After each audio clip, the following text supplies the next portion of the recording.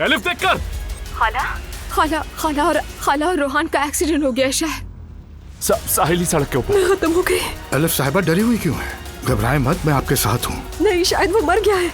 जो भी एम्बुलेंस है उसे कहिएगा मरीज को हमारे हॉस्पिटल ले आए। लेकिन अगर उससे कुछ हो गया, वो मर गया। ऐसा कुछ नहीं होगा। आप कैसे कह सकते हैं इतना यकीन से? आप मेरी दुआओं में शामिल हैं, इसीलिए कहा। रोहान अब क्या होगा? एलिफ खुद को संभालो, ठीक है, सब अपना काम कर रहे हैं। एलिफ साहिबा